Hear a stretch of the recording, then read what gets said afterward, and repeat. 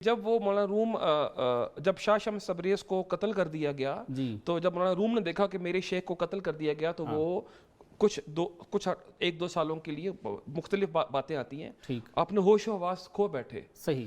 اس کے بعد جب ہوش میں آئے تو مثنوی شریف لکھی جس میں 26,000 اشعار ہیں جو سارا معرفت کا خزانہ اور قرآن اور حدیث کے بعد ایسا اسلامک دنیا میں 26,660 اشعار ہیں. اور افسوس کی بات ہے کہ یہ موبائل کی فتنے نے اور ہماری نسل کو بالکل پڑھنے پڑھانے سے دور کر دیا. عام کتابیں نہیں پڑھتے تو فارسی کون پڑھے گا. اور پھر مولانا مثنوی کی روم تو اس وقت پھر مولانا روم نے فرمایا یہ سب کر کے کہ مولوی ہرگز نہ شد مولائے روم تا غلام شمس تبریز نہ شد، کہ پہلے تو میں مولوی روم تھا. ایسے ہی ایسے. ڈاکٹر صاحب یہ بتائیے کہ قرآن میں سورہ فاطر میں ہے انما یخشی اللہ من عبادہ العلماء، کہ اللہ سے جو ڈرنے والے ہیں وہ عالم ہیں. تو ہم تو آج تک یہی سمجھتے رہے ہیں کہ جن کے پاس علم ہوتا ہے وہ عالم ہیں. تو قرآن تو ڈرنے والوں کو عالم فرما رہا ہے، تو اس پہ کچھ ارشاد فرمائیے کہ اس میں کیا راز ہے، اللہ ایسے کیوں فرما رہے ہیں سر؟ سب سے پہلے تو آپ کا بہت شکر گزار ہوں کہ آج آپ نے یہاں آنے کا موقع دیا. اس میں گزارش یہ ہے کہ علم دو قسم کا ہوتا ہے. جی. ایک علم تو ظاہری علم ہوتا ہے جو مدارس میں پڑھا اور پڑھایا جاتا ہے، جس میں قرآن ہے، تفسیر ہے، حدیث ہے، فقہ ہے، جو حضرات علماء کرام پڑھتے ہیں. جی جی. اور ایک علم باطن کا ہوتا ہے، ٹھیک ہے، اندر کی دنیا کا ہوتا ہے. ہمارے بزرگ فرماتے ہیں دل کی دنیا، اندر کا ایک علم ہوتا ہے. جب یہ دونوں علم ملتے ہیں تو علم مکمل ہوتا ہے. بالکل ٹھیک. تو یہ جس آیت کی طرف آپ نے بھی تلاوت بھی فرمائی کہ اللہ سے تو وہی لوگ ڈرتے ہیں جو علماء ہیں. ان علماء سے مراد جن کے پاس علم ظاہر بھی ہو اور علم باطن بھی ہو. اب جو علم ظاہر ہے اس کو کہا جاتا ہے علم نبوت. نبوت کا علم جو حضرت محمد مصطفیٰ صلی اللہ علیہ وآلہ وسلم لے کر آئے. علم نبوت وحی کی صورت میں آیا، قرآن میں آیا، حدیث میں آیا. قرآن کو وحی مطلوع کہتے ہیں، حدیث کو وحی غیر مطلوع کہتے ہیں. اور دوسرا علم جو نبی علیہ الصلوۃ والسلام ہی کو عطا کیا گیا اس کو کہتے ہیں نور نبوت. تو علم نبوت کتابوں سے آتا ہے، علماء سے آتا ہے، اور نور نبوت وہ سینہ در سینہ آتا ہے، جس کو ہم تصوف بھی کہتے ہیں اور جو صوفیاء کرام بھی کہتے ہیں اور جو بزرگوں کے سلسلے ہیں جو 1450 سال سے چلتے آ رہے ہیں. تو پہلی بات تو یہ ہے کہ دونوں علم جمع ہوں تو ایک کامل مکمل عالم بنتا ہے. بالکل ٹھیک. اس میں ایک واقعہ عرض کرنا چاہتا ہوں جس سے یہ بات میری مزید واضح ہو جائے گی. وہ ہے شاہ شمس تبریز رحمۃ اللہ علیہ اور مولانا جلال الدین رومی رحمۃ اللہ علیہ کا واقعہ. مولانا روم رحمۃ اللہ علیہ بہت بڑے عالم تھے، درست، اور ترکی میں ہوتے تھے، بہت بڑے عالم تھے اور پڑھنا پڑھانا لکھنا لکھانا اور بہت سارے ان کے شاگردوں کا ایک بہت بڑا حلقہ تھا. جی. میں نے ایک جگہ پہ پڑھا حضرت کے بارے میں کہ اس دور میں حضرت کی ذاتی لائبریری میں 1.25 لاکھ کتاب تھی. سبحان اللہ. اور آپ کا فتویٰ بھی تھا اور اسٹیٹس میں مشہور تھے. جی بہت بڑے عالم تھے مگر علم ظاہر تھا. بہت بڑا مجمع اور شاگردوں کا مجمع. بالکل ایسا. ایک بزرگ ہیں شاہ شمس تبریز رحمۃ اللہ علیہ. ان کی عجیب بات ہے کہ ان کے جو شیخ تھے، شاہ شمس تبریز کے جو شیخ تھے، انہوں نے ایک دن اپنے مرید شاہ شمس تبریز سے پوچھا کہ میرے باقی مرید تو بہت ساری باتیں بھی کرتے ہیں جو میں نے ان کو سکھایا، بولتے بھی ہیں، آپ خاموش رہتے ہیں، زیادہ بولتے نہیں ہیں. تو انہوں نے فرمایا کہ میرے سینے میں تو بہت کچھ ہے مگر مجھے اس کی ترجمانی کرنی نہیں آتی ہے. مجھے نہیں سمجھ آتا کہ جو سینے کے اندر ایک، میں اپنے الفاظ میں کہوں، ایک آگ جلی ہوئی ہے، وہ میں کیسے، ایک عشق کی آگ جلی ہے، وہ میں کیسے آگے. تو ان کے شیخ نے کہا کہ اللہ آپ کو ایک ایسا مرید دے گا جو آپ کی زبان بنے گا. اچھا. تو اشارہ ہوا کہ آپ کونیا شہر چلے جائیں، وہاں ایک مولانا روم ہے، آپ کا فیض ان جاری ہوگا اور وہ آپ کی زبان بنیں گے. اب یہاں سے اگلا واقعہ بڑا دلچسپ ہے. مولانا روم رحمۃ اللہ علیہ سواری پہ سوار ہیں، آ رہے ہیں، ساتھ ان کے طلباء ہیں اور ایک فقیر اور درویش اور عام سے کپڑے پہنے ہوئے ہیں، اور جا کے مولانا روم کو جا کے پکڑ لیا. مطلب پہلے کونیا سفر کیا اور کونیا جانے کے بعد مولانا روم کو پکڑ لیا. تو مولانا روم نے کہا کہ بھائی کوئی پتہ نہیں فقیر درویش ہے. تو کہا کہ میں آپ سے حضرت میں آپ سے ایک سوال کرنا چاہتا ہوں. دیکھنا چاہتے تھے کہ یہ مرید اس میں یہ اہلیت ہے کہ جو میں اس کو دینا چاہتا ہوں اس میں اہلیت ہے یا نہیں. تو کیا سوال کیا کہ بایزید بستامی رحمۃ اللہ علیہ نے یہ کہا کہ انا سلطان العارفین، میں عارف جو اللہ کو پہچانتے ہیں ان کا سلطان ہوں. واہ واہ. اور نبی علیہ السلام فرما رہے ہیں ما عرفنا کا حق کا معرفتک، سبحان اللہ. یا اللہ جیسے آپ کو پہچاننے کا حق تھا ویسے میں آپ کو نہیں پہچان سکا. ٹھیک. تو با یزید تو کہہ رہے ہیں کہ میں نے پہچان لیا اور اتنا پہچان لیا کہ میں پہچاننے والوں بھی سلطان کو، اور نبی علیہ السلام فرما رہے ہیں کہ جیسا میں نے پہچاننے کا حق تھا تو میں تو ایسا پہچان نہیں سکا.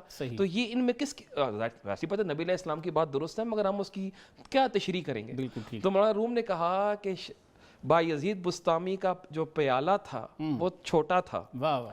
جب وہ بھر گیا تو ان کا تو پیالہ بھر گیا تو انہوں نے کہا کہ جی میں نے تو پہچان لیا اور میں تو سلطان العارفین بن گیا. اور نبی علیہ السلام کا جو عشق جو پیالہ ہے وہ تو اس کی کوئی حد ہی نہیں. تو فرمایا کہ جیسے میں نے آپ کو پہچاننے کا حق تھا میں نے وہ حق ادا نہیں کیا. اس پہ شاہ شمس تبریز نے ایک چیخ ماری اور وہ بے ہوش ہو گئے. سبحان اللہ.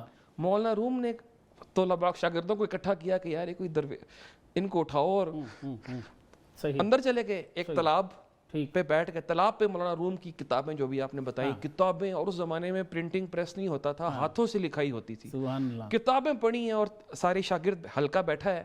اور جب شاہ شمس تبریز کو ہوش آیا تو اٹھ کے پھر آ گئے. واہ.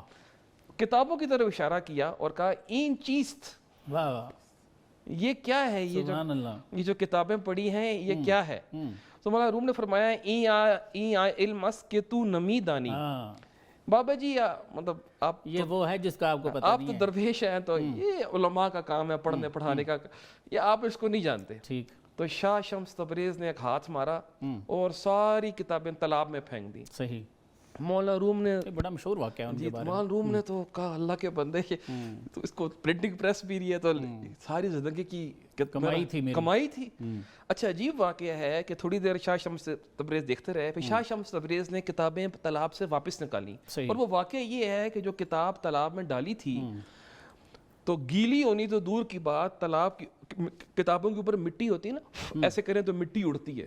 جب کتابیں باہر نکالیں تو خشک تھیں اور اوپر سے مٹی اڑ رہی تھی. سبحان اللہ. سبحان اللہ. اور ایک ایک کر کے ساری کتابیں اٹھا کے باہر رکھ دی. تو مولانا روم رحمۃ اللہ علیہ نے پوچھا این چیز آپ نے فرمایا یہ وہ چیز ہے جو آپ نہیں جانتے. وہاں سے پھر وہ شاہ شمس تبریز کی مرید بنتے ہیں اور پھر وہ ایک لمبا سفر ہے کیونکہ وقت میرے پاس کم ہے اور وہ سارا، اور وہ بھی عجیب و غریب ایک واقعہ ہے. پھر وہ سارا فیض ان کے پاس جاتا ہے. پھر ان کے شیخ شاہ شمس تبریز کو قتل کر دیا جاتا ہے. قطر اس وقت کے جو ظاہر علماء ظاہر تھے کہ یہ عجیب درویش ہے ہمارے آتے بڑے عالم کو اس نے کوئی مجذوب بنا دیا ہے. میں نے ایک جگہ پڑھا تو یہ زندیق ہے، یہ واجب القتل ہے، اس کو قتل کر دو.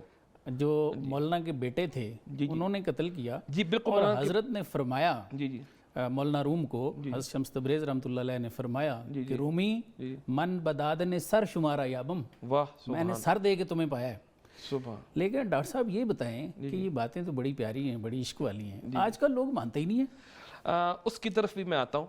اس پہ تھوڑا سا ارشاد فرمائیں کہ یہ کرامت کیا ہوتی ہے اور ایسا ممکن ہے. میں عرض کر رہا ہوں بس اس میں ایک چھوٹی سی بات کہ جب وہ مولانا روم جب شاہ شمس تبریز کو قتل کر دیا گیا تو جب مولانا روم نے دیکھا کہ میرے شیخ کو قتل کر دیا گیا تو وہ کچھ ایک دو سالوں کے لیے مختلف باتیں آتی ہیں، اپنے ہوش و حواس کھو بیٹھے. صحیح.